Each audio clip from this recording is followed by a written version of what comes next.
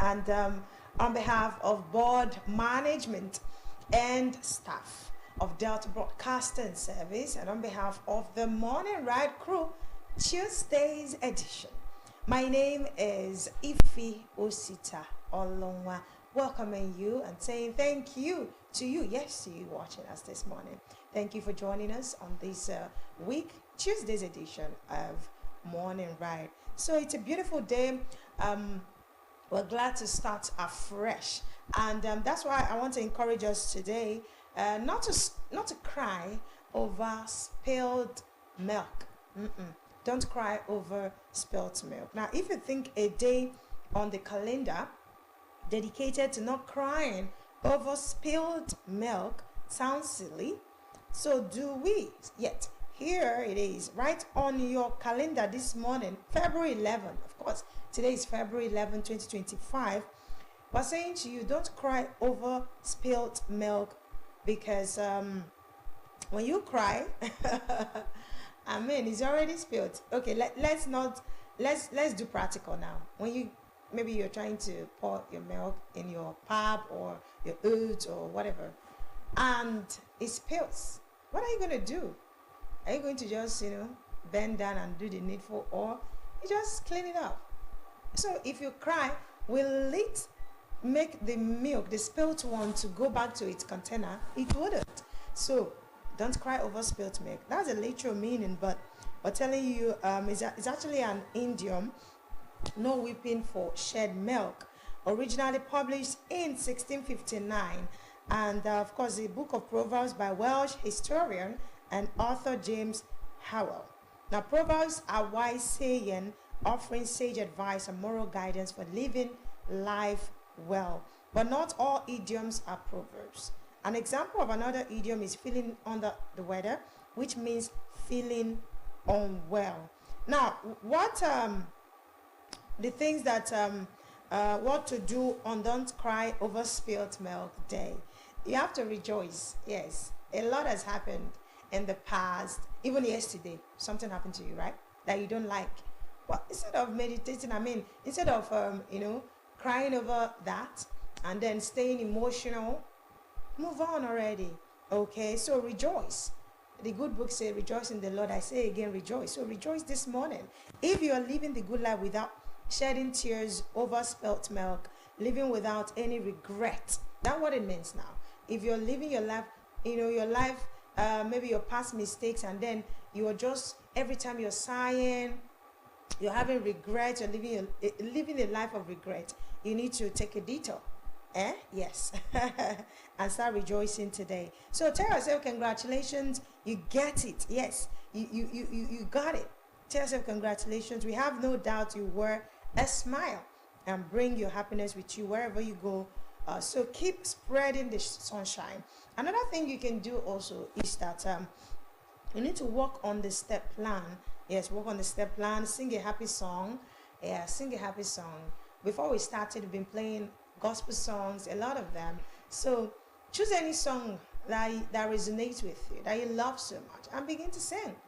Yes, sing. And when you sing, nobody sings and frowns. So you find this when you sing, you find out that there's this automatic happiness that comes with singing.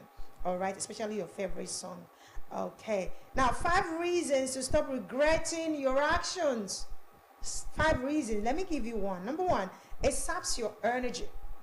All right, allowing a past event to dominate your today or your thoughts today and decisions uses up the energy and strength meant for living today.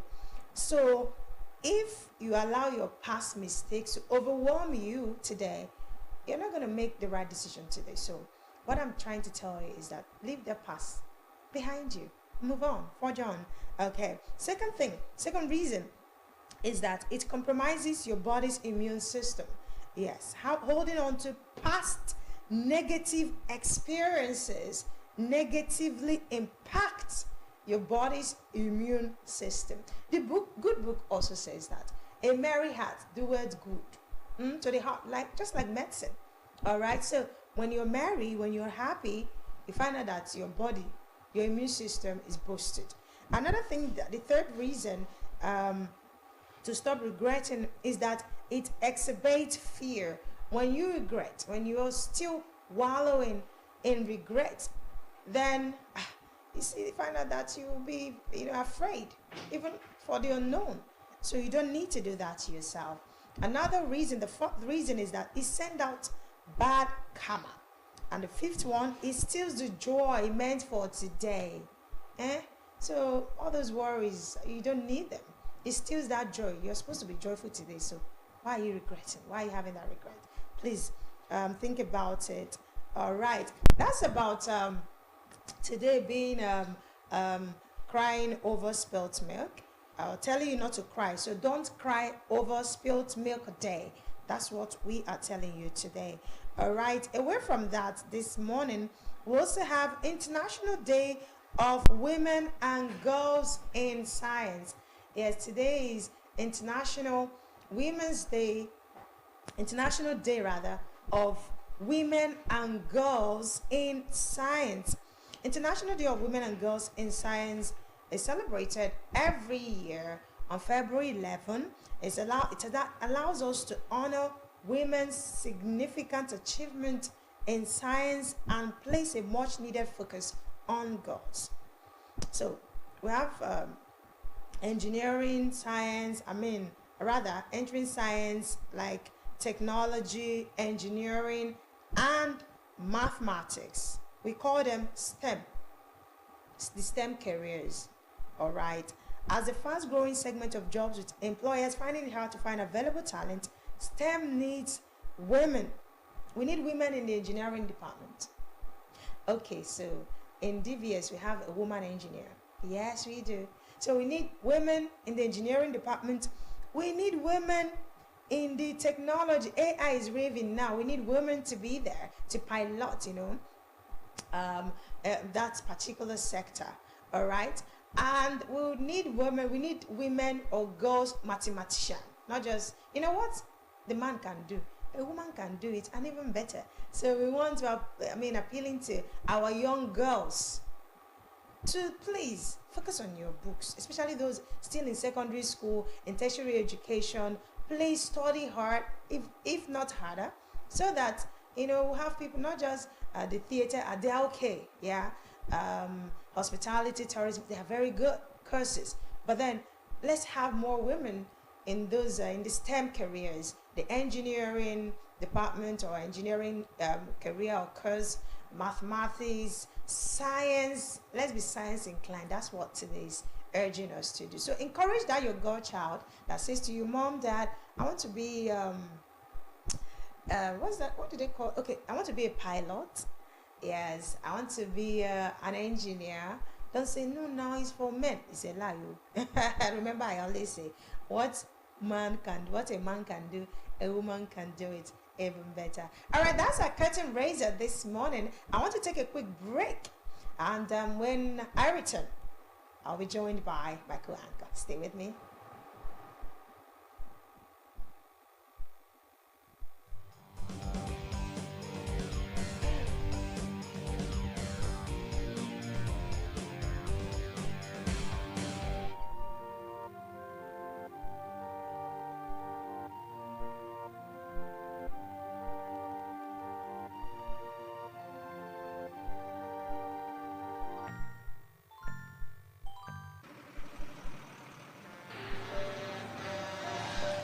If tanker wey carry fuel fall or pipe wey carry fuel for underground burst, wetin you go do? You go begin bail fuel put for your bucket, or you go run comot far for where the fire go soon come. Na only small time you get to take this wise decision. Waka comot, no, that one no dey enough. Shift, no, that one no dey enough. Stay there dey gist and take pictures with your phone. That na madness. Run, yes, run comot. Yes, your life depend on wetin you do. The fire go come at once and you no go fit control am. Why? Petrol dey catch fire easily. Why? Na just small spark go start big fire. So no stay there dey think.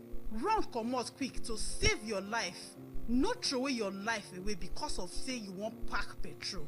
Take this advice. This informate na from Public Enlightenment Office, Delta Broadcasting Service, Asaba.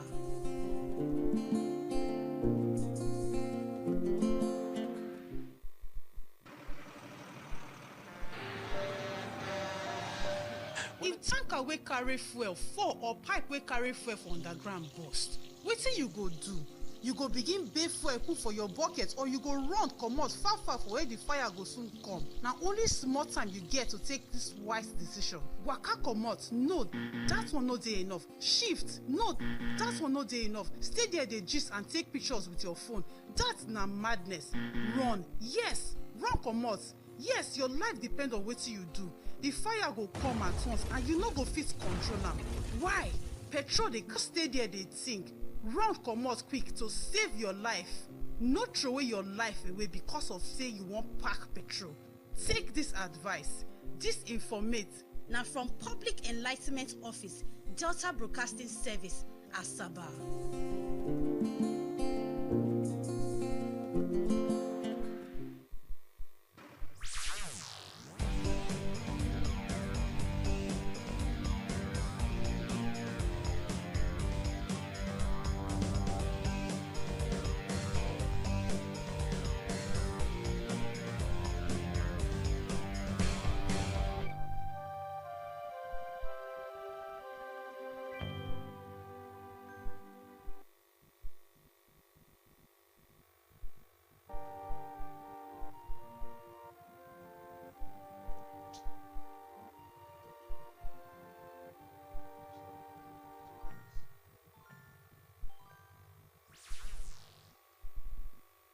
Very good morning, and if he has actually set the tone for the day, and of course there's no other way to accept whatever comes our way as the will and wish of God Almighty. So it's on that note, we'd like to say very good morning, and I'd like to appreciate Ife at the double O. Yeah. That's what I like to brand her. The double O doing what she knows how to do best. And there's nothing as good as having passion, for your job, your passion. That's your job, your passion. I'm sure we'll not use that as a program, like a radio program. My job, my passion. My job, my passion. We used to have My Village, My Pride back in the days. It used to be a TV program and even on radio. Yes, maybe you were thinking in that direction. Well, anything can happen. It's all about content. My job, my passion. That's beautiful. All right, how are you doing? Well, I'm good. I'm good, and I thank God that we've seen today, 11th day. 11th day. And I feel so hysterical because the way the February month is running. Being a miracle month. Is it a miracle month? Yes, it's a miracle month. Yes. It's a love month. I know it as a love month. Okay, why did I say miracle? You can only experience February 2025 in another 823 years. Okay. You know why? It has all the qualities. Oh. February is 28 days. 28 days. And you can imagine having 4 Sundays in the month of February. 4 Mondays, 4 Tuesdays, 4 Wednesdays. Instead of 3. Yes. 4 Fridays. That's 2 days. It's a circle. 9, 10, okay, 3 days. That's a circle. That's it's a lot. Circle. At least for salary earners, you know that, okay. Yes. And for the other side, for salary earners. But you can only experience this year in 823 years. That's 823 years. Are you sure the world will still exist then? Wow. We are not sure. No. Don't say that, because are you sure it will still be in existence? No, we did not create the world. You do understand? We did not create the world, because 823 years ago, before Christ. Before Christ, BC. Do you understand? Yes. Nobody ever thought that by now. But here we are. And we'll still go on counting. That's right. So I know it's a miracle month for me, and there's nothing, what God does not exist. What God cannot do, it doesn't exist. So whatever you call your month, that's what it's going to be. God himself called whatever we are seeing and having, animals, God called them by their names. Let there be light, and there was light. Let there be this, let there be that, and as he was saying it, it was happening. And God said we are made in his image.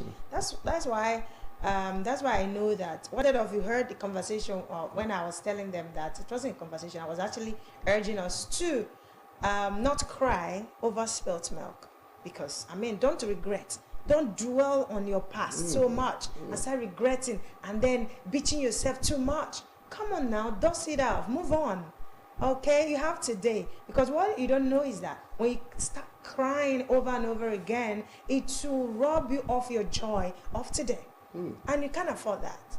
Imagine you getting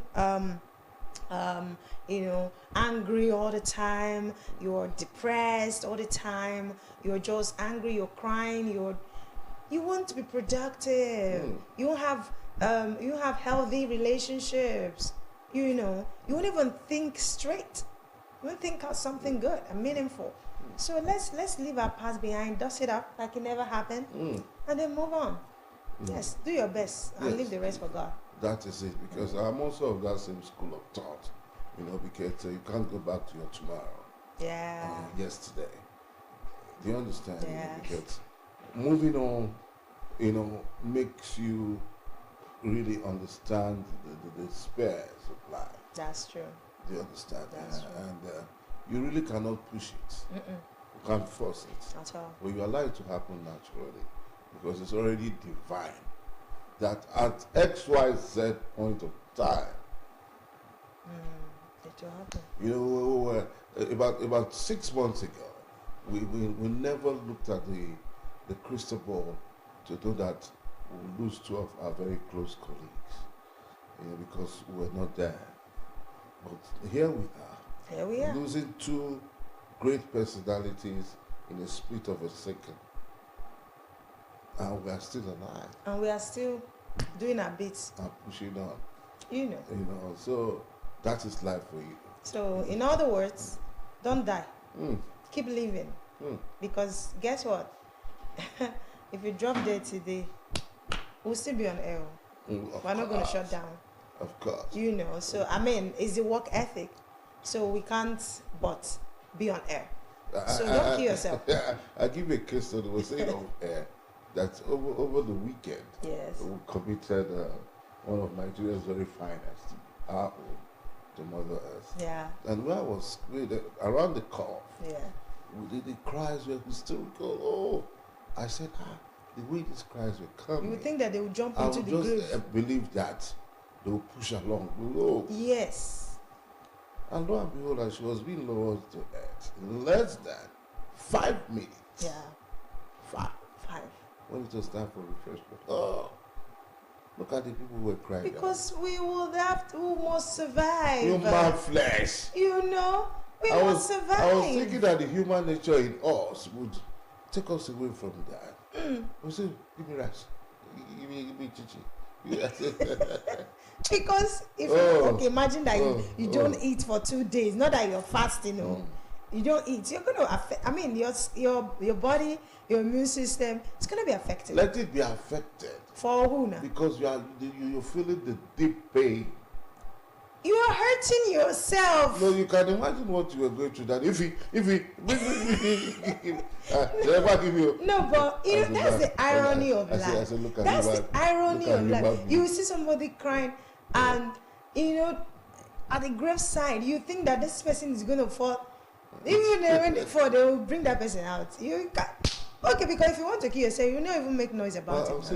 Look at you, Abisa. That's it. But that's life for you. That's life for you. The deep cries was something. Now who died, now you lose. Oh my God. Yeah. So by all means, try to stay alive. Try to stay alive. And die when they can say it is celebration of life. A life well spent. So that people don't come there. They will still cry, but not that kind of emotions. If it's a life well spent, you will not see the emotions. Because then it will be restricted to probably within the family. You understand? To just be felt within that macrosome of the family context. Right. It shouldn't be at the laboratory, just like the way it was gone so soon. It was really gone painful exits. And when I say, let me explain what I mean by saying don't die. Nobody would want to die, especially at a young age, especially when you have things that you need to do or things left undone. Nobody will want to wake up and say, I want to die. Except people committing suicide, jumping into the lagoon and then killing themselves with whatever. What I mean is, what you know you cannot control, leave it out. You know, there's some certain things that we do that, you know, that can fast track your death sentence. Even though there are some forces, unforeseen circumstances and all of that. But there are some things that the one you know you can do, the stress you know you can avoid them. Okay. Yes, and do your best always. Do your best and leave the rest to God. That's okay. right. So away from that, a lot has been happening around the space, the defections here and there, from the political perspective, and I'm beginning to get scared. You know that For PDP. yes, well, I own the ruling party In Delta State. And the opposition party in Delta State. You know, quite a lot of defections, and I just pray that the family will still be intact.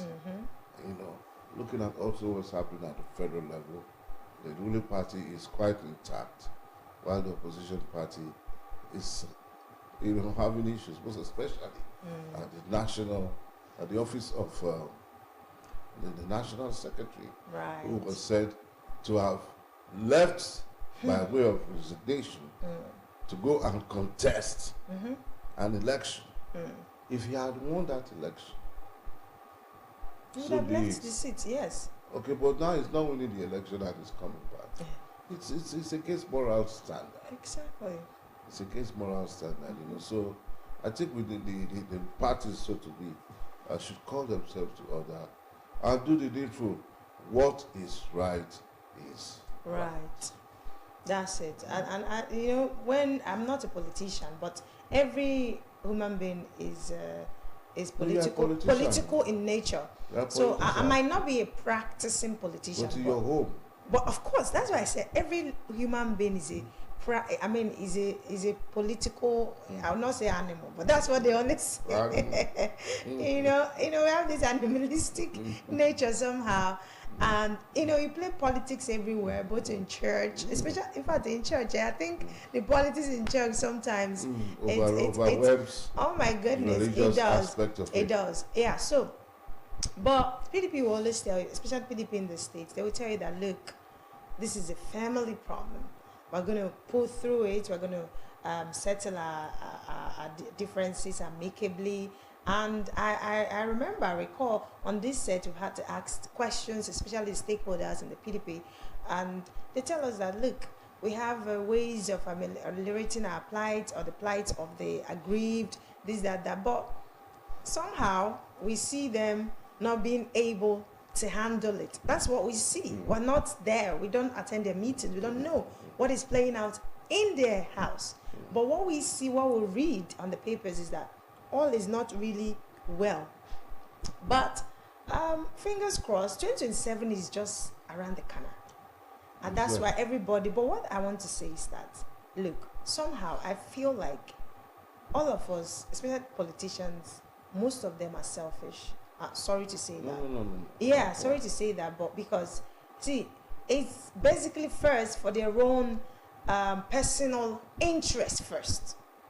So if this party A is not going to favor me, I mean, in fact, every human being is selfish. That's it. That's our nature. You can't rule that out. If I'm here now and I see that they're going to share something, and I don't use my IT size people in the air, and it's not going to reach me. And I know that when I move to B, it's going to be like this. What am I doing in A? But then again, I don't know how they do it, because Party A gave you a position that you're currently occupying. And then if you're leaving, maybe they should just do like rejig the constitution. Yeah, because if Party A gave you the platform, and you are still currently handling that position, and you defect to Party B, then you should relinquish that post now. Yes, I think they should just do something like that. And maybe that will make some people to sit put So wherever you are, and even if it's not going to all go well with you, you just sit put and relax and support whoever emerges, because according to you people, it's a family affair. So support your family member. You must not get what you want at all times. So that's my take on that, and it's been happening. This is not the first time. No. But they will be all right. Of course. They will be all right. So party is supreme. Party is supreme. I was looking for that word. All right, we'll take a break, and when we come back, I'm sure we'll begin to look at issues that are actually topical, most especially when it comes to the guest corner. So, Morning Ride Tuesday's edition. Stay with us. We'll be right back.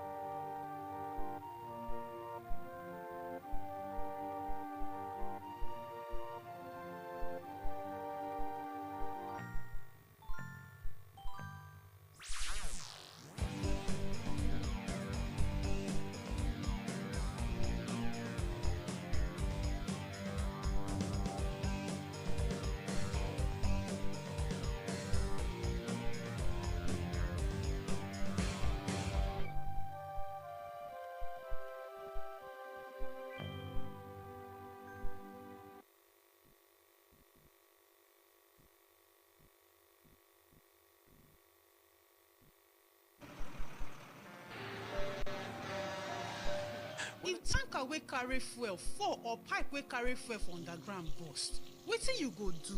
You go begin bail fuel put for your bucket, or you go run comot far far for where the fire go soon come. Na only small time you get to take this wise decision. Waka comot, no, that one no dey enough. Shift, no, that one no dey enough. Stay there dey gist and take pictures with your phone.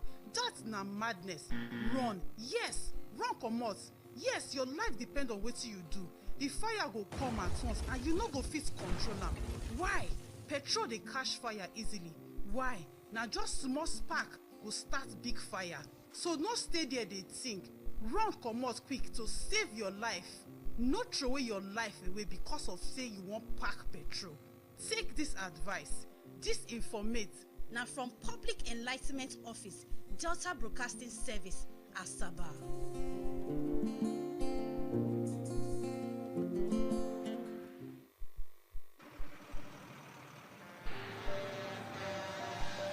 If tanker wey carry fuel fall or pipe wey carry fuel for underground burst, wetin you go do? You go begin bail fuel put for your bucket, or you go run comot far far for where the fire go soon come. Na only small time you get to take this wise decision. Waka comot, no, that one no dey enough. Shift, no, that one no dey enough. Stay there dey gist and take pictures with your phone. That na madness. Run, yes, run comot. Yes, your life depend on wetin you do. The fire go come at once and you no go fit control am. Why? Petrol dey catch fire easily. Why? Na just small spark go start big fire. So no stay there dey think. Run comot quick to save your life. No throway your life away because of say you wan pack petrol. Take this advice. This informate na from Public Enlightenment Office, Delta Broadcasting Service, Asaba.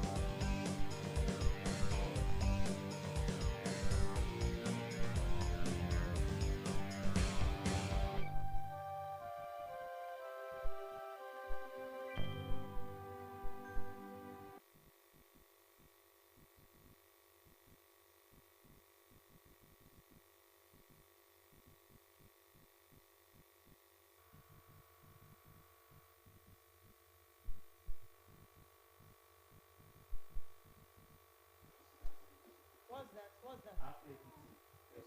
Do not worry. No, no, no, do not worry.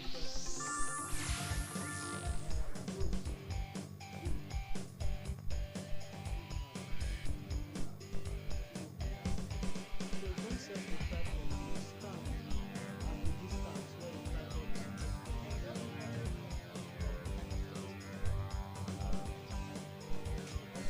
is.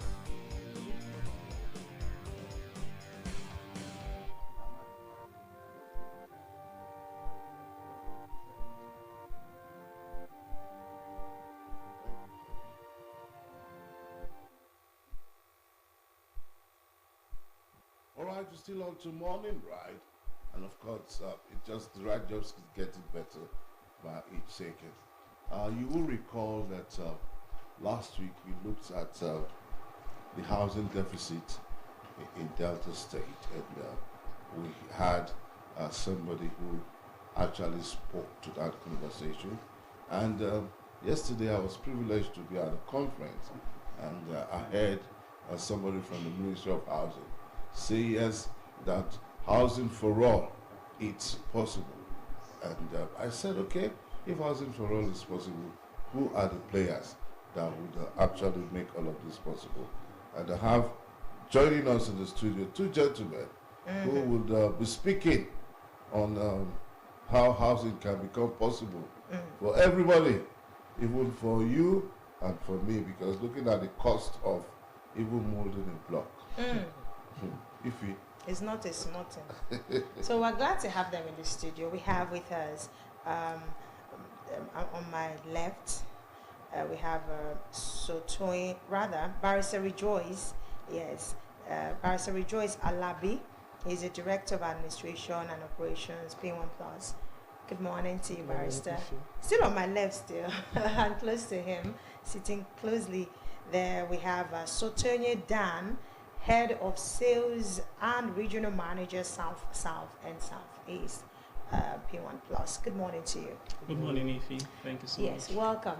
So he said something about the housing deficit, and it's something that when you say house, in fact, housing deficit is a big grammar. Yeah. But when you say house rent in Asaba, high cost of rent in Asaba, everybody Asaba and environs. So it will resonate faster. So let's talk about it. You are into the real estate company, and some people think that believes that is now the good because they've told them that yes, you can do it, and they are in it. So, but we're still experiencing difficulties when you want to pay your rent or even rent an apartment in Asaba. I'm in Asaba, so let me speak for Asaba. It is literally cutting our throat. What is happening, and how do you think we can navigate through it and be landlords of our own in the nearest future? All right, so I'll start with the problem, right? Housing is a global problem in Europe, in America, in Africa, but sadly it is worse here, apparently because of our peculiar economy, especially in Nigeria. But let's not talk about the rest of the world. We're in Delta State, so it's important that we situate our conversation here. Right now in Asaba, first things first, there's an influx of people into Asaba, and that's because Asaba has a thriving economy, thriving entertainment and hospitality industry, and Asaba has an amazing lifestyle. Asaba is also relatively peaceful, so everyone is coming down here for these reasons, right? But then everyone who comes down here will need accommodation. So it's either you're lodging in one of her many hotels, or you're renting or buying or building a home, right?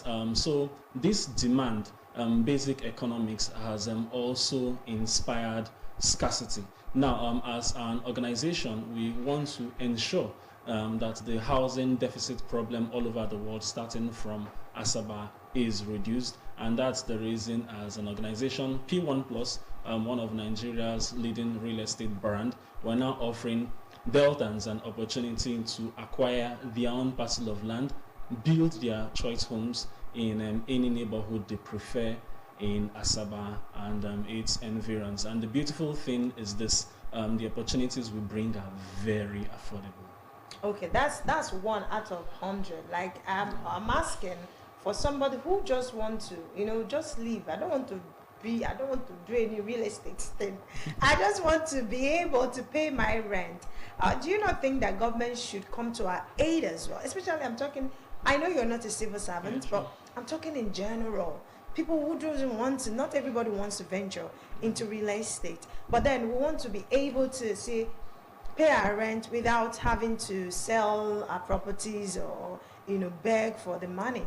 So what do you think that government can do to assist the masses? Okay, great. What I think government can do is embark on low-cost housing schemes and also to regulate rent. Our system is in a way where landlords are at liberty to decide rent per apartment, and if you go online, you would see that a 3-bedroom apartment at Opanam may be different in price from the next neighborhood. And sometimes too, local agents also impact this, because there are times they could approach the landlord and say, this apartment is 1 million naira, a 1-bedroom apartment. I think it is too little. How about to make it 1.5 million naira so I can have 200,000 naira extra the on agents. it? Yes. So without proper regulation, I mean, these things won't be properly controlled, and then who does it affect? The average person living in Asaba. But as an organization, beyond providing Deltans an opportunity to acquire property, we also have a business program which also affords the average Deltan to actually get more money to rent an apartment if they want to buy land and equally build their own home. So Barrister Rejoice will give us details on that. I also come to that because I feel because that area of litigation, would affect his poll from his conversation, speaking to the component of our discussion. Please take it away. All right, let me take it back to Ife's question. She did mention that not every Deltan may necessarily want to delve into real estate, but they want to be able to pay their rent, live comfortably, and all of that. I'll say that statement in itself is a bit paradoxical or ironical, because the truth is that we cannot entirely divorce real estate from our livelihood. Indirectly, everybody is involved in real estate. You live in a house, you farm, you work in a corporation, everything is premised or predicated on real estate. And the earlier we begin to see this reality, the faster and the quicker we begin to see the housing deficit reducing. So to answer that question, which my boss has just raised, I would say that incorporating what my colleague has said, we have a business opportunity that affords Deltans, Nigerians, whether at home or in the diaspora, the opportunity to earn an extra income to be able to afford their rent, or in some other cases to be able to buy their own homes. P1 Plus, as a case study, we came into Asaba fully in the year 2023, and I can tell you for free that within the last couple of months, less than 2 years, we have made many landlords. We had some of our realtors, we call them realtors, we have some of our partners who were living destitutely, who could not afford to provide for themselves. They are now living a great life. Many of them have their own cars, many of them have moved into their own homes, and they are doing very well for themselves. P1 as a company was founded in the year 2012, and by next month, precisely on the 12th of March, at the Dome Event Center, we'll be having our 13th year anniversary. And we need more people to know about P1, because P1 is a wonderful... We'll come to that. I think that would have a day dedicated for you. But right now, I mean, we're looking, so you mentioned the fact that everybody is, whether we like it or not, if you're paying rent or living somewhere or you work somewhere, you are a real, what did you are involved in real estate. You are involved in real estate. So I have a funny question. If I'm involved, he's involved, so who's gonna now rent from us? Who's gonna buy? So everybody, you are comfortable, you have your own house. Okay, or is that's the point we're driving at? That everybody should now be able to say, okay, I am a landlord. Well, we are not Do you see necessarily. that possibility? Yes, it's a possibility, but a possibility does not necessarily translate into reality. For one, our vision in P1 is to make home ownership dream a reality for all. But the truth is that not everybody will be able to own their own homes. However, we are looking forward to a future where the home ownership process is heavily democratized, where even a school teacher, a vulcanizer, a plumber, an artisan can find it easy to maybe even rent a house or build their own homes over a period of time. Our payment plans, for example, are very flexible. Sometimes we have payment plans for civil servants or for different segments of people for them to be able to pay for a land or for a home over a long period of time. In Lagos, about 2 years ago, we introduced a rent-to-own scheme where people can, for as low as, I think, 50,000 naira, pay a deposit, move into their house, and continue to pay the cost of the house for a period of time. These are some of the things that we are putting in place in the industry to ensure that people can have access to affordable housing. Okay, so you are a barrister, and I know that there are so many, talking about the industry, is a large one, and everybody is in a real estate or an agent or a realtor, just like you rightly said.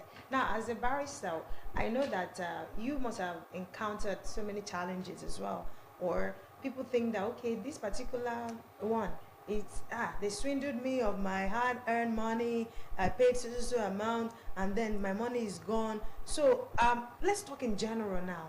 How do you think people can be able to trust the system, and also know who is real and who is not? Some of the things that we need to watch out for. All right, so this might be a bit controversial, but I would like to use the analogy of churches. Even the Bible says that in the latter days, false prophets will arise. There are true churches and there are fake churches. It's the same way in the real estate space, in the healthcare, in the educational system.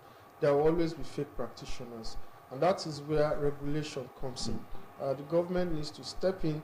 I'm aware that Delta has a property protection law, and there are other things that can be put in place to ensure that the industry is well regulated.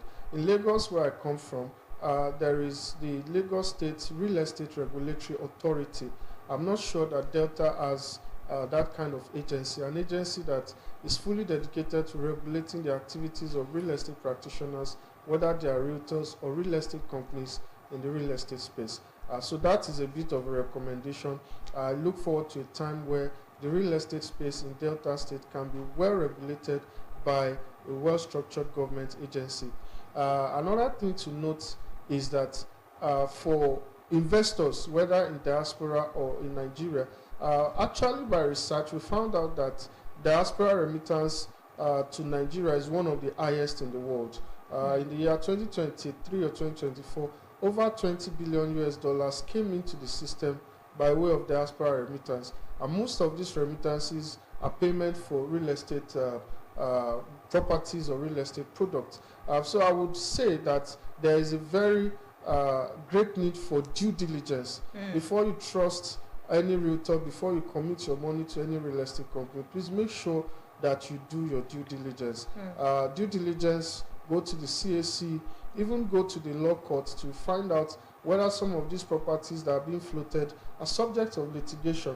In law, we call it lease pendants. When a property you want to buy is the subject of a court litigation, it is a no-no. And so you must also ensure that you vet the documents that the real estate company is giving to you, even before you make payment. You must request for samples or draft copies of the contract of sale, the deed of assignment, the subscription form, and any other documents that will be given during the value chain of that transaction. You must ensure that you have professionals working with you or working for you. It is not enough to say, I am a graduate, I'm educated, I went to school, I can read this document and understand it. No, you cannot. Sometimes you need to engage the service of a lawyer, you need to engage the service of a real estate professional to provide you sound professional advice and ensure that you are not falling into the wrong hands. Okay, you want to Yes, contribute? I'd like to add to that. Like I said earlier, Asaba is a very beautiful place. Asaba is also equally peculiar as far as the demand for real estate is concerned. There are stories out there, people's monies have been swindled, right? And it's the reason, personally, I would recommend that you do business with a real estate firm. Now, when you opt for roadside property transactions, it may seem very cheap, in quotes, but in the long run you may run into trouble, right? And then more often than not, it usually gets dirty. There are days where there is threat to life as a result. There are days where people go diabolical, and there are days where people completely lose their money. But when you're doing business with a registered and recognized real estate firm like our brand P1 Plus, you can rest assured that for every dime you invest, you're getting property value for it. And the beautiful thing is that everybody who does business with our brand is covered by indemnity, which means that for any reason whatsoever that deal will not pull through, you're getting your money back, or then you can, if you like, at any time in the progress of the transaction, you can opt for a refund and get your money back. But that is not the case where you now have a roadside real estate transaction and they'll tell you, Oga, I don't chop that your money. And then before you know it, thing will happen. There'll be a lot of trouble, and then your family will start advising you, leave and for God. Okay, let's talk about your Stay Fit Asaba. What's it about? Fitness, work, and lovers soccer match. All right. Now we do business with hundreds of thousands of realtors, and in the last 1 year and 6 months, 1.5 years, our business has been very much established in Asaba. So virtually everywhere you turn, someone is telling you about P1, someone is telling you about properties as offered by the P1 group, by her affiliates, one of which is P1 Plus. But then for any business, any industry, it is important that you're healthy. It is important that you are fit. Now, our realtors are usually on their feet. Our realtors spend a lot of time working. If they are not on the street talking to people, they are in an organization having a presentation, or they are online talking about this affordable property subscription opportunity offered by us. Are busy people, and sometimes if we do not remind them, if we do not remind the public, then they just may not exercise. And it's needless overflogging the importance of exercise. Sure. So we have decided that this February 14, that our realtors and of course everyone who is watching us can have a different Valentine's celebration. So this Valentine's Day, you can come with your loved ones, you can come with your lover, right? We want to hit the streets of Asaba. We want to jog around major streets, keep fit, burn calories, and this will culminate in a football match at the Squash Club. Squash Club is just beside the government house off Ila Anwai Road. And it's a robust activity for that particular day. So everyone who joins us will get, of course, a lot of freebies, branded T-shirts. There'll be refreshments, and then when you come to the venue, you'd also get more freebies, and then you also get an opportunity to understand our business and to participate in our business if you're not registered with us already. But ultimately, we're going to be having that football match, which we have labeled a lovers soccer match. Wow, lovers soccer night. Soccer match. It's for 11 a.m. Yeah. Okay. Well, thank you so much for actually speaking. Barrister was laughing. Are you sure you're going to be part of the I reward? I was actually laughing. Just... I was laughing at you because Why were you doing that? Because I I don't mentioned know. lovers. Yes. I want He to said see I you. can come with my I lover. want to see you with your lover. That's why I laughed. Please come with your lover too. Okay, no problem. I'd like to thank you so much. Thank you so much. Gentlemen, Thank for you. actually speaking to the conversation. Yeah. We do hope that we'll always have you on board. Yeah, sure. Because real estate is big business. It is. And the earlier we come out of the quagmire of penury, the better. For all of us. All right, so we'll take a break, and when we come back, we'll be speaking with the Senior Special Assistant on mass mobilization to His Excellency. We'll be looking at a topic that is vintage. Stay with us. We'll be right back.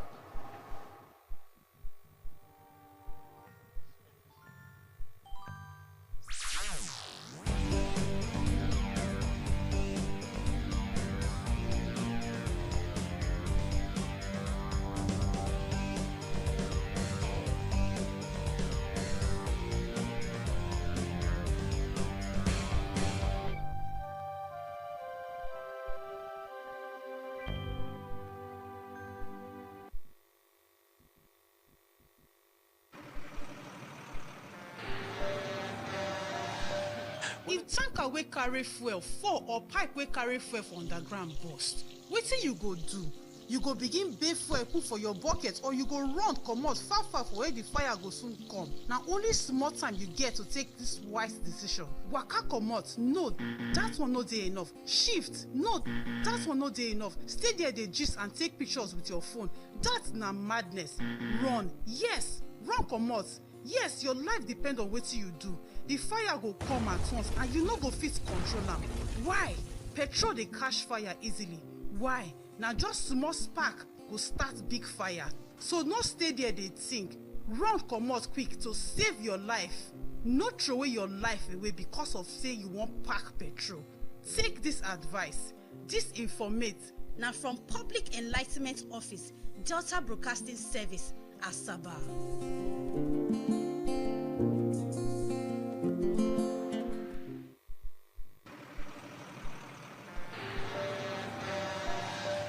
If tanker wey carry fuel fall or pipe wey carry fuel for underground burst, wetin you go do?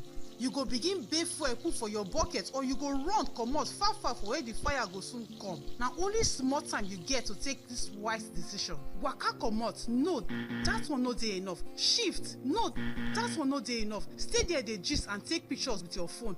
That na madness. Run, yes, run comot. Yes, your life depend on wetin you do. The fire go come at once and you no go fit control am. Why? Petrol dey catch fire easily. Why? Run comot quick to save your life. No throway your life away because of say you wan pack petrol. Take this advice. This informate na from Public Enlightenment Office, Delta Broadcasting Service, Asaba.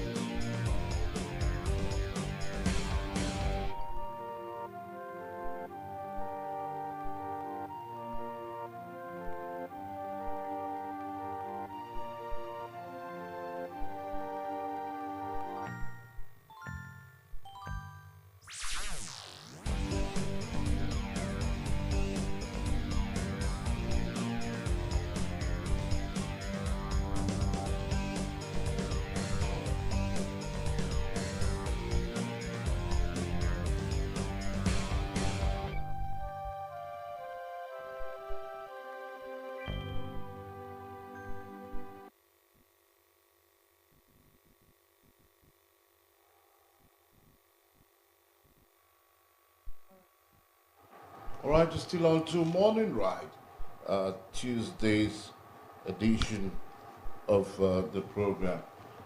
And quickly we'll be joined by Dr. Vincent Odumel-Odogbo, who is the Senior Special Assistant to His Excellency on Mass Mobilization. I'd like to welcome you, Doc. Thank you very Welcome. much. Thank you. Yes. Again. Yes, welcome again, because it's an interviewer's delight. That's right. Yes, so Doc, we'll be looking at a topic that is current, and it has to do with the anticipated 31 state creation in Nigeria. Not a few Nigerians were jolted last week, Thursday precisely, on receiving the news that the House of Representatives had proposed the creation of 31 new states across Nigeria. And obviously this move, which after undergoing the legislative scrutiny and constitutional hurdles, will significantly alter the country's political and administrative landscape, as it would also increase Nigeria's cost of governance with about 100%. So from your understanding of this agitation, can you just speak to that conversation quickly?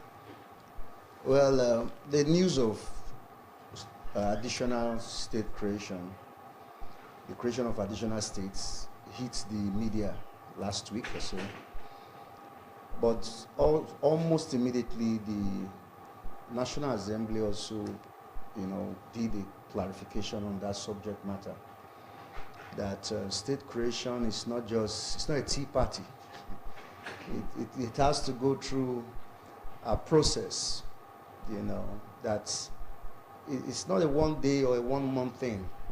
It requires about 2/3 of the representative, both at the reps and senate, within that area that they are considering the creation of state, and also requires 2/3 of the state assembly in that same area, and also 2/3 of the local government council within that area.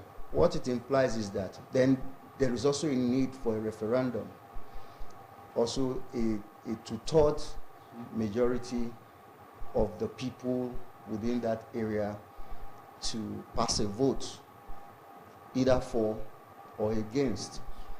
Then, after having done that, it falls back to the National Assembly, where a simple majority of the 36 states assemblies will have to assent to it before it can now be considered at the National Assembly, then onward for the presidential ascension. Now, this process is a very tedious one, rigorous, and also requires mobilizing people to buy into it. Now, let's take, for instance, in Delta State, we have 3 senatorial districts. That means 3 senators representing the 3 senatorial districts, and we also have Federal House of Rep members. You need 2/3 of these people to agree. Then, after if let's assume you got that first part of it, there is another aspect of it, the boundary adjustment. So you see, it's not just something you just make an announcement and everybody say, oh, we're going to have a state. Yes, it's a good initiative because it has its benefit. One, it will bring, if it comes true, it will bring development closer to the people, and also, spur rapid development in rural areas, because government focus will now be to those areas, just like it happened between Bendel, now Edo and Delta. There were many towns that they never had attention, but the moment the states were created, those towns, for instance, Asaba became the state capital. Other neighboring towns had the effect of that development. So, as much as it is very rigorous, it also has its own benefits. That if it comes through all the process. So that's what I see about the whole. So it's not here to huru. It's not yet to huru. I know that they highlighted so many implications, just like you rightly said, and I'm glad that you also mentioning some of the benefits. And a case study, we had Bendel, and then out of Bendel we have Ondo State and Delta State, and they're thriving. Well, now about we currently have 36 states plus the FCT, 36 states, and then do you think that we are ripe? Nigeria is ripe for an addition of 31 states. That is making it how many? 67. That would be 67, yes. Plus the FCT. We are currently at 36, and then we are still not getting as much as we need. And then adding 31, where would the resources come from? Or do you think that each state will not take care of itself? Well, there have been they've been on the front burner a discussion about state control of resources, operating a true federal system. The number of states is not the issue. Okay. The issue is autonomous control of your resources. Each state, each region is blessed with natural resources, and if they have the absolute control, perhaps pay royalties to federal government and taxes, they can develop whatever that is situated there, and it will be sufficient to run such state. Like for instance, Delta State is getting just a tip of what the state is worth with this current arrangement. It's just for the prudent management acumen of our governor that we can see that he has not borrowed and is still doing a lot of impact. Otherwise, Nigeria is a very blessed state, a blessed nation with a lot of natural resources and human resources as well. The last time I checked, I think the population of Nigeria is put at over 200 million. That's a large workforce, and 80% of this population, they are youths. So the creation of more states will not in any way, have an impact on the resources if and if only these states are allowed to manage their resources, both material and human. I think that will do well to bring development closer to the people, and also give more people a sense of belonging in a country they call their own. To some persons, they are very far from government. They are far from the reality. The reality on ground. When you hear people speak, sometimes they just tell you, "Not their thing." There's a disconnect. So this, one of the benefits is that creation of state, though, like you said, may have impact on the cost of governance, but it will definitely bring governance closer to the people. And I think that is what it's all about. Okay, quickly as a follow-up to that question, with only a few of the existing 36 states being economically viable, while the rest are currently operating under the weight of crippling debt burden, suddenly Warri State resonated. This is about the best times, actually, for the National Assembly to be engaging in fruitless jamboree and political sequiture, if you ask me. Should I say that's your personal opinion? However, whatever that is on right now, there's a provision for it constitutionally. It followed through the procedures laid down. And when you're talking about economically viable state, every state is economically viable. The problem we have is some states do not feel sufficient enough because they feel other states have more. It is not our making that Delta State is blessed with oil. But there are nations across the globe that are doing very well without oil. Let's take, for instance, the United Arab Emirates. Dubai, for instance. Their IGRO is basically from real estate and tourism and all of that. I don't think, it is the desert land that is built up into a tourist attraction today. So what I believe is that the people driving the process in those states should look inwards and, you know, make do with what they have and make it marketable. There is no state that is not blessed. There is no state in Nigeria. The entire country is blessed. You know, in some areas you have coal in Enugu. There was a time we were looking at with Nigeria dependent on agricultural produce, cocoa and all of those produce. So it simply means that we always abandon what used to work and have a bandwagon effect towards the new trend. Nothing has changed. Cocoa is still relevant. Rubber is still relevant. There is virtually no component in your house that does not have a bit of rubber in it. And considering the growing population, that means more people. Even in this studio, virtually everything has rubber in it. That means there's still market for it. So why did we abandon the practice of rubber production? Coal is still very relevant today. It's just that everybody wants to focus on the oil, so it makes it look as if some states are more sufficient than the others. There is no state that is not economically viable. Right. So that's it. You just said it. There's no state that it's not economically viable. So from your own understanding now, by that, what are the potential risks and benefits of creating new states, and how can this be communicated to the public? Well, the only risk I see, or the only unsettling that it would bring, is the political mathematics that may have been plotted down before now, because everything will change. It will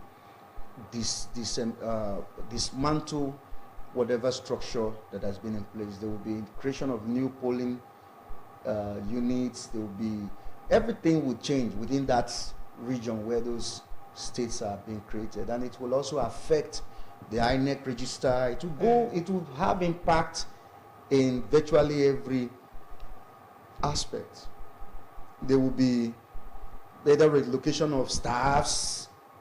For instance, if you have a part of Delta going to the proposed Warri State, you will have some staffs who will no longer be working in Delta State, who will now have to be redeployed to whatever the state is. So it will have its impact all around. And they will no longer be under the Warri's administration. Yes, so it goes a long way. While it will displace some, it will, push some up. Yes. There will be new commissioners in those states. There will be new House of Assembly members. There will be a new governor. So it sounds interesting. It has the benefits. It has its own issues. Then it also has its own problems that come with it. So some people believe that giving the local government power, making them really autonomous, is better than creating 31 more states. So because we have the local government, and if really they are in charge to take care of things, for instance, the primary school teachers, they are in charge, and then they have staff that they cater for or cater to. So giving them power rather than creating more states, which do you prefer? If I get you clearly, giving them power. More power or making them autonomous? I think that granting them that autonomy already, and leaving it the way it is. That process has already been concluded. But yet, local government autonomy. What, like I've always opined, is that we should run. Nigeria is supposed to be a federation.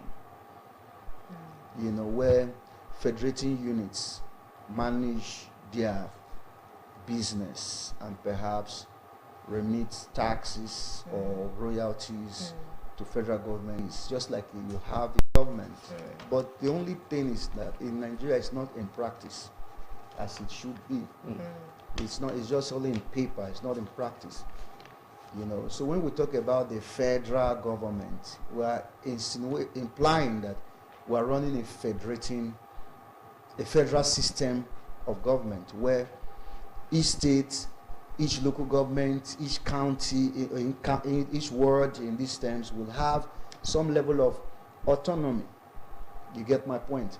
Now, you saying that empowering the local government or giving them that or allowing them to operate in autonomy, yes, it will bring the bottom line of both state creation and the local government is to bring the government closer to the people. And government cannot be more effective than the resources that they have available to them.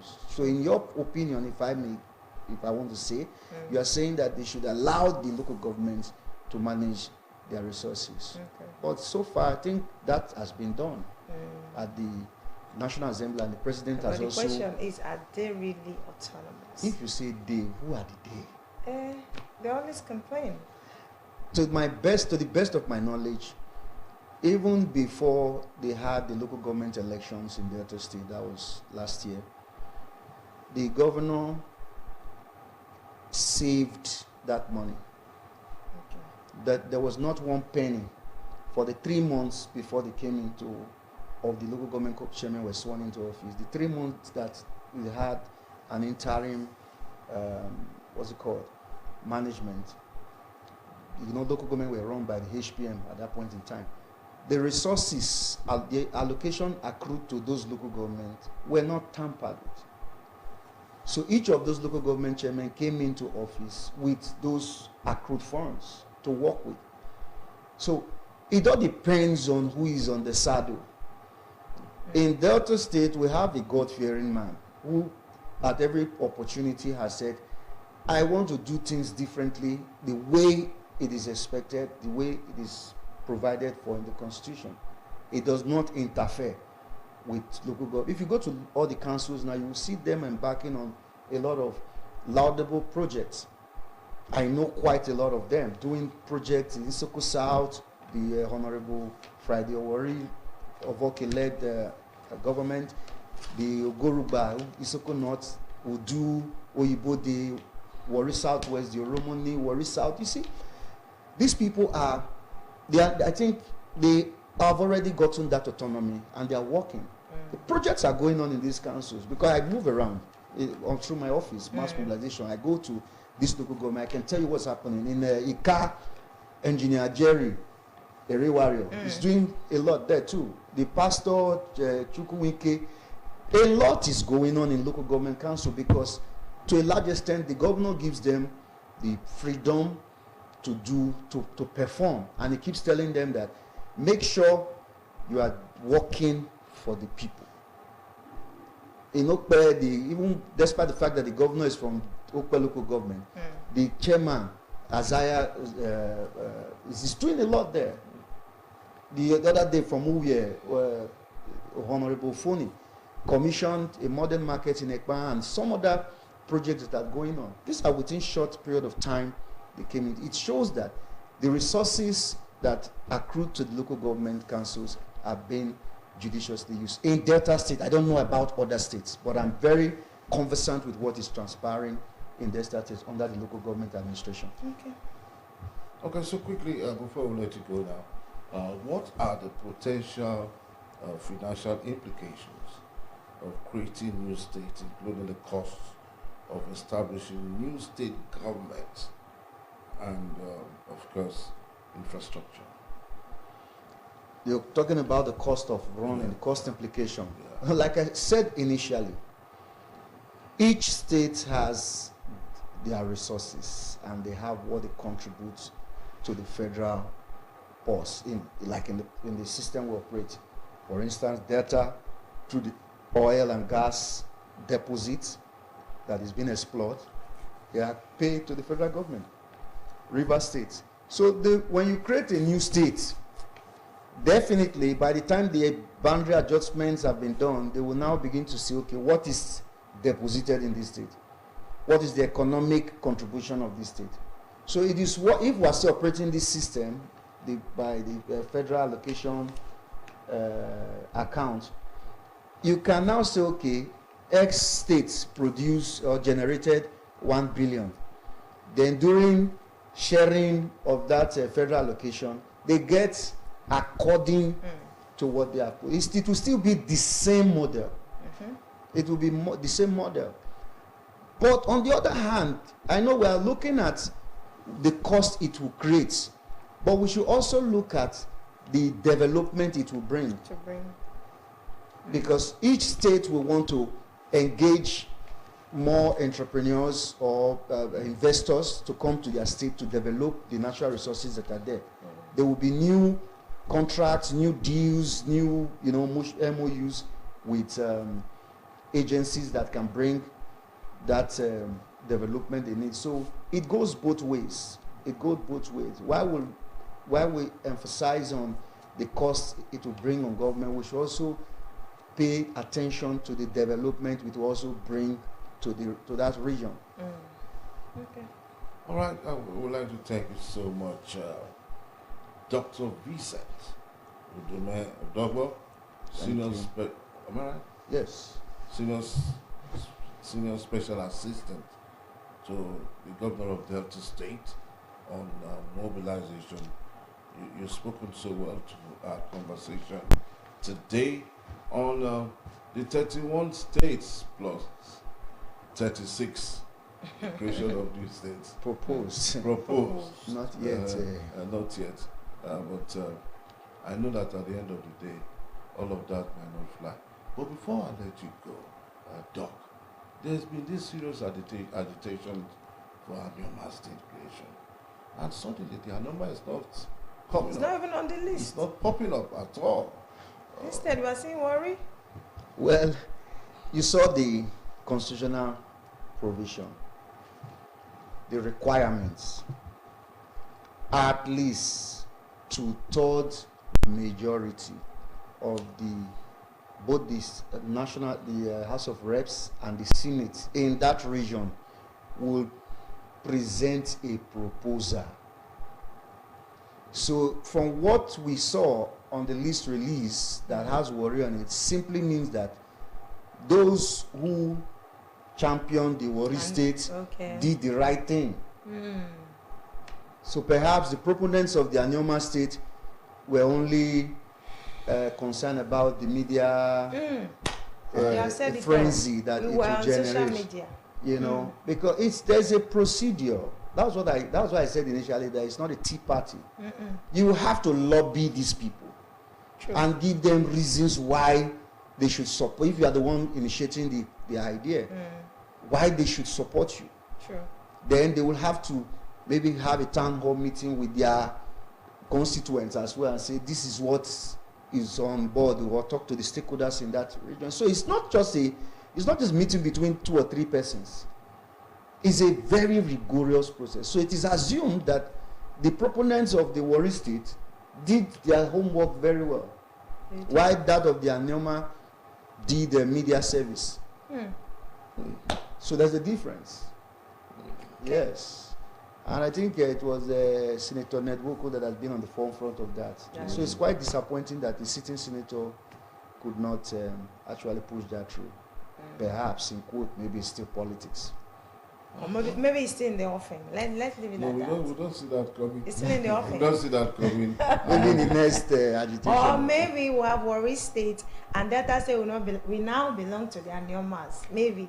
Just maybe. Those is supposed to say, the eyes have it.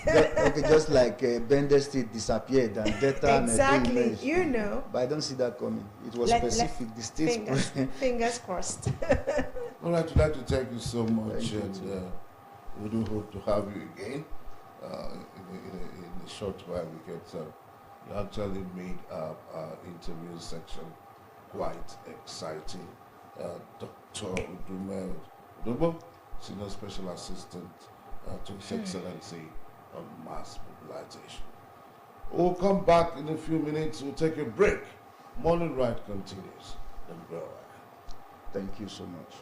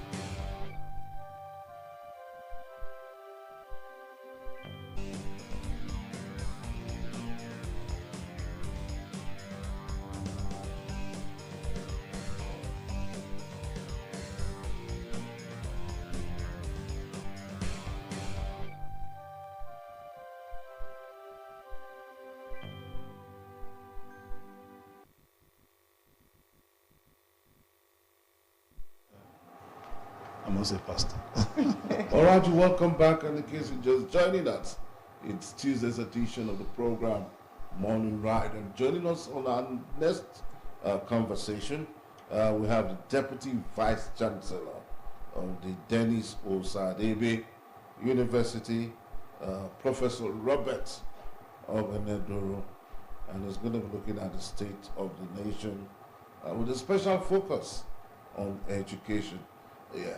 Prof, we'd like to welcome you to our studio. Yeah, thank you. I think I'm here for the first time for me. This is my debut. Oh, wow. Welcome to the show. When I ran into your colleague sometime last week, I told her that for the past 19 years, I've been doing this in my former state of domicile, with quite a number of radio and television stations. This is part of our town and gown relationship. But I normally place a caveat, I'm a professor of governance, and most times when I go on this kind of programs, I prefer to take responsibility for all I say, because for now I work with an organization, so I'm not, the opinion I will share in no way has got nothing to do with it.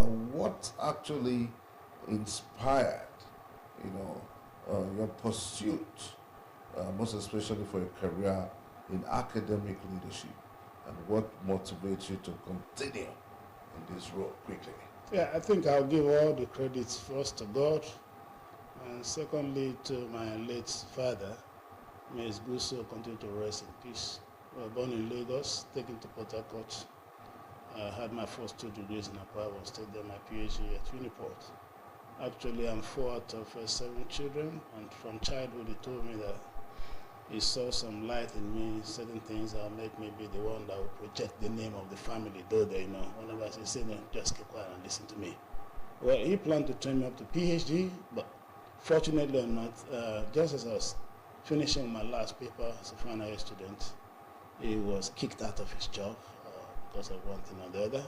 So he gave me the first degree, but I ensured that I kept that dream alive. Things were difficult, but I got the master's on my own.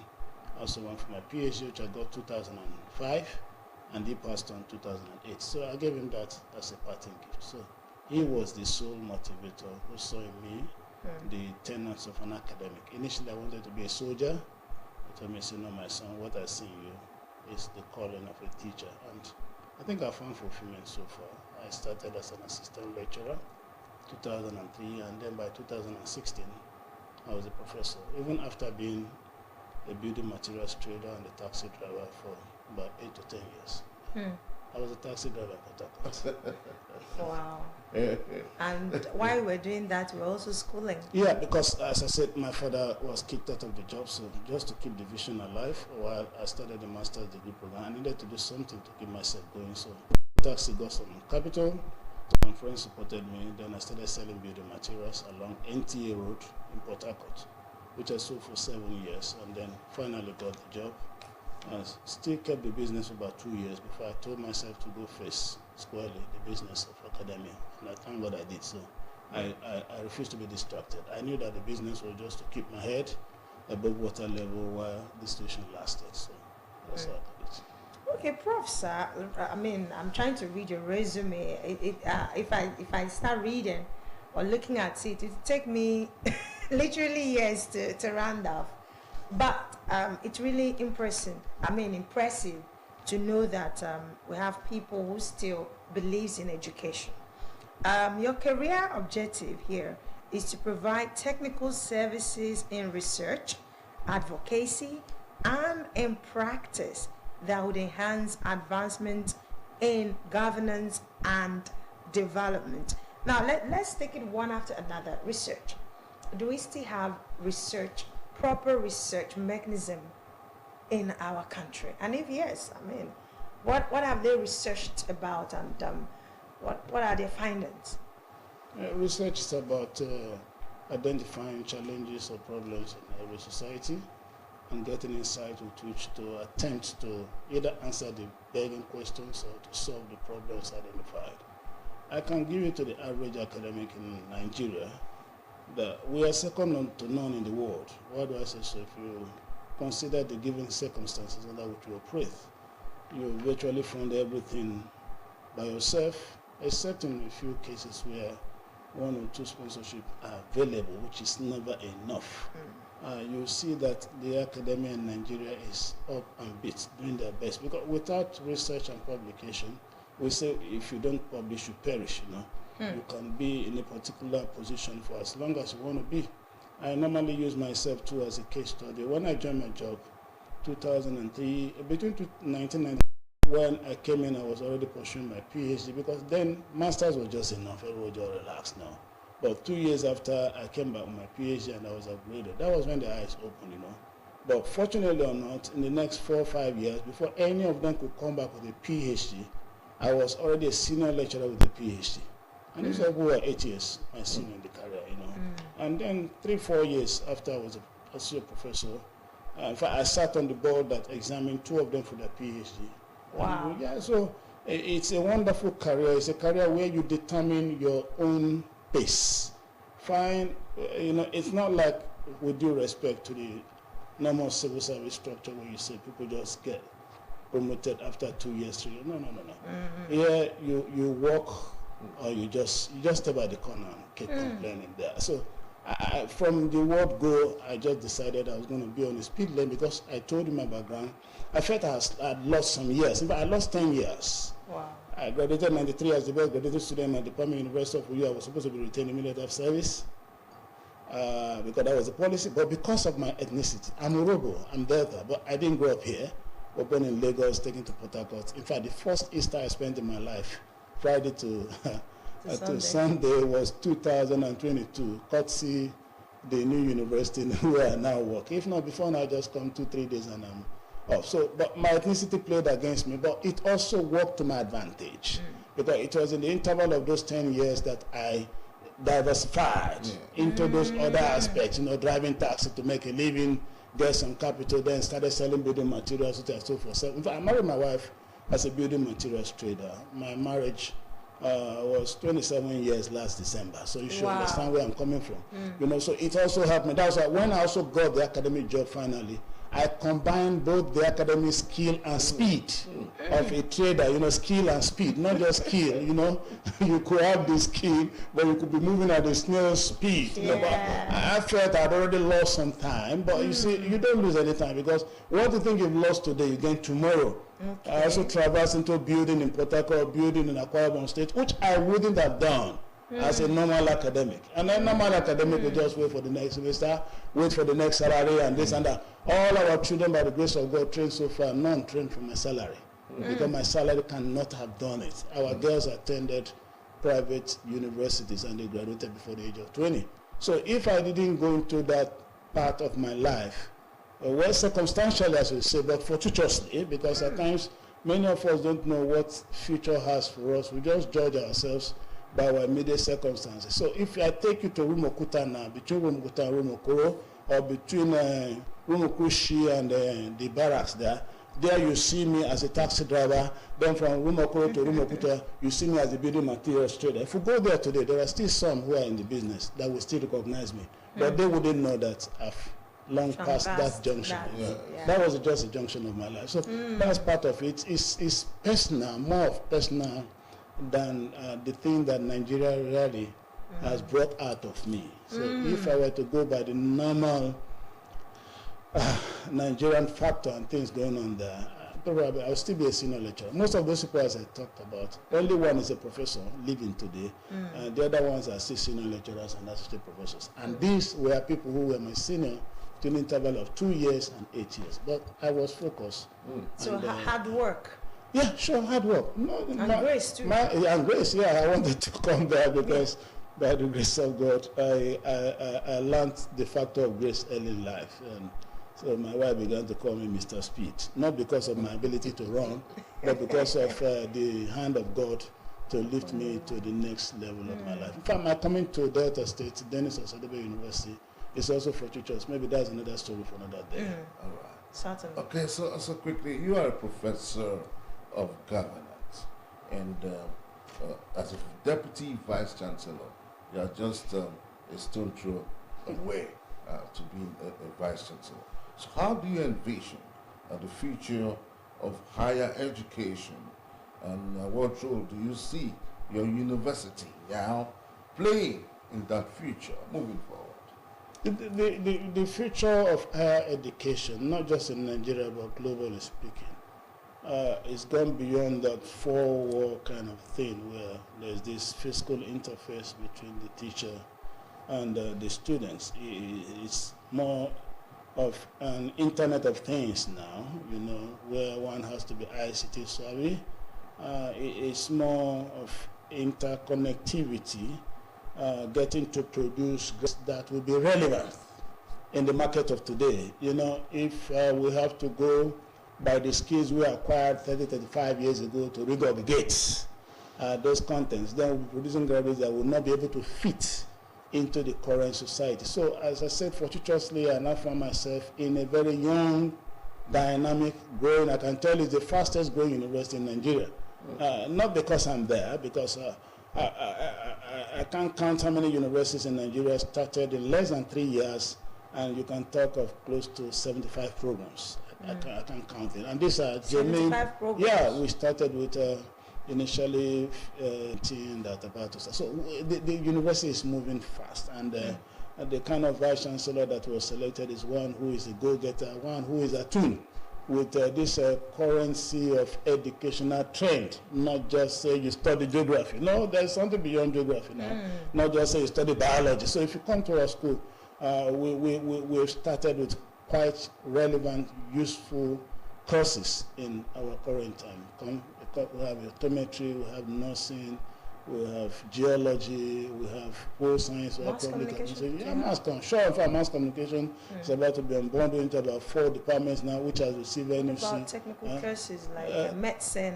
No, for now, we just starting the you can call them the medical sciences. Right. We just got a license for those, and we're about to start. So the end goal is, you have to establish these other ones that will service the medical school before you now go into full school. We are in partnership with ASH, partnership with FMC. We're also in partnership with the Mariam Babangida Leisure Park for Mass Communication and Theatre as another department. So it's a university that is on the go. It's a university that is unique.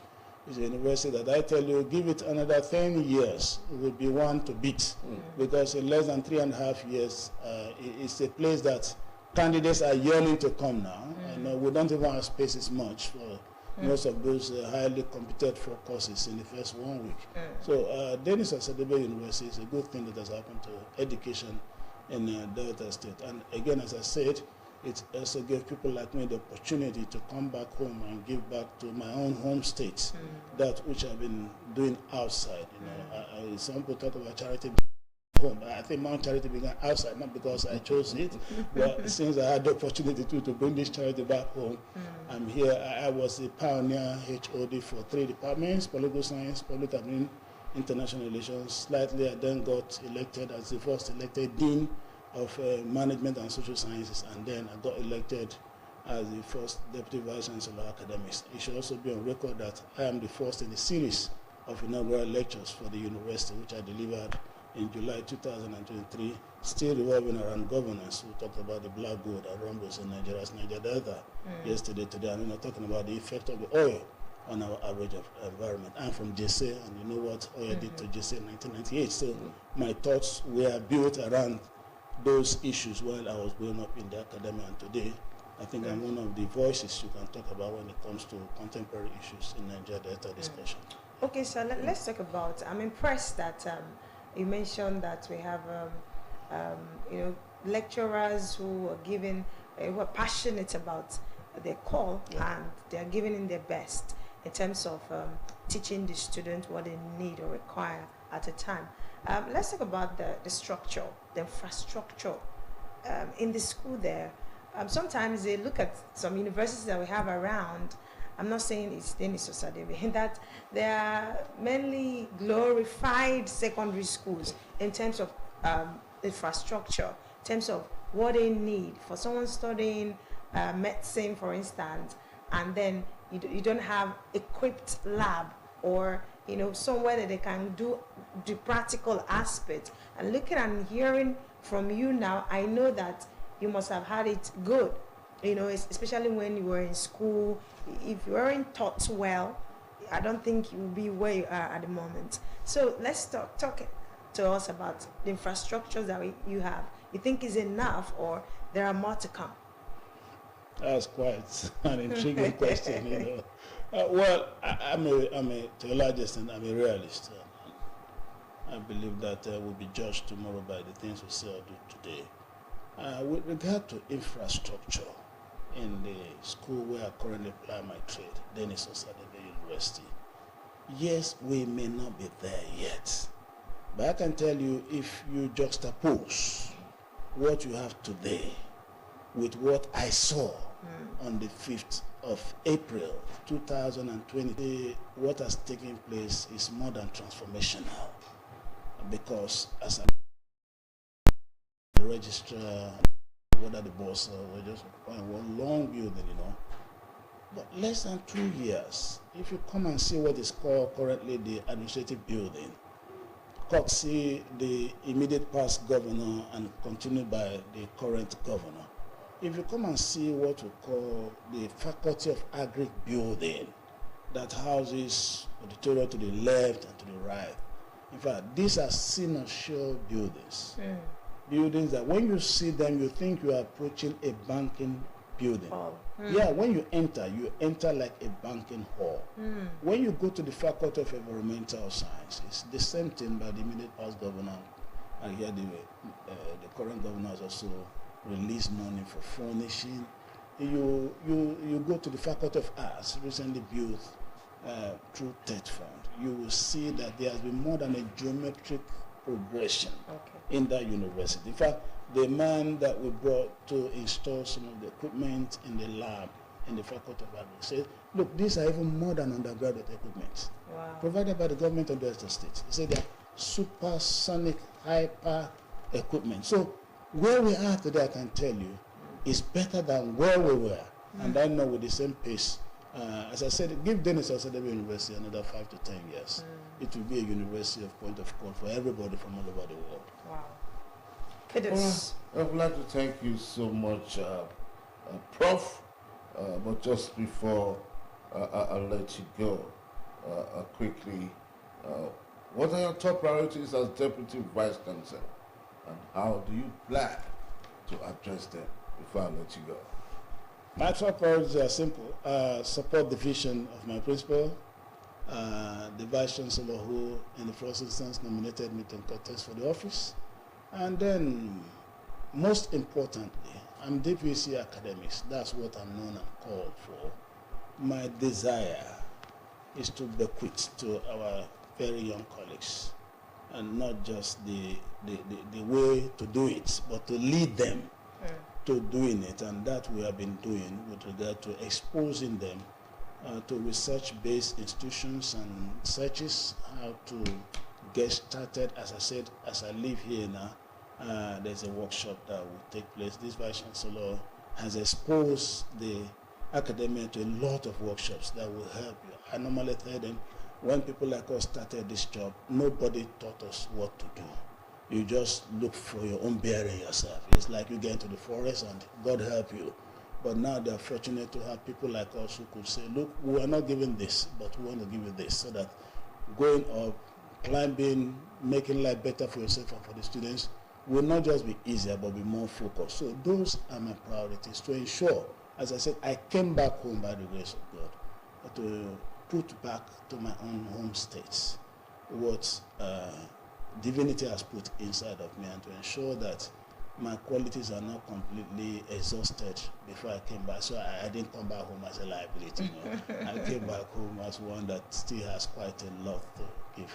In fact, currently I'm the National Financial Secretary of my professional body, Nigerian Political Science Association. So we are gingering our colleagues and showing them the way. One thing we kick against in my current university is the syndrome of pull him down. No, we don't want to encourage that sense of collegiality where people should collaborate and ensure that the sky is too wide for two normal birds. That's right. To collide. So it should not be a spirit of competition, but it should be a spirit of synergy. So That's right. quite a lot to unbundle, and as time goes, we know that God will give us the grace and the opportunity to release more of them. Thank you so much. Prof, you're such an interviewer's delight. And we'll be speaking extensively with the Deputy Vice Chancellor of the Dennis Usadebe University, our own Professor Robert Obenedoro. He's looked at a lot of issues topical as they may seem. We do hope to invite you again, sir. Some other time on our program. It will be my pleasure. It's been an amazing time on your television, and I know and I hope that you did enjoy all that we brought to you this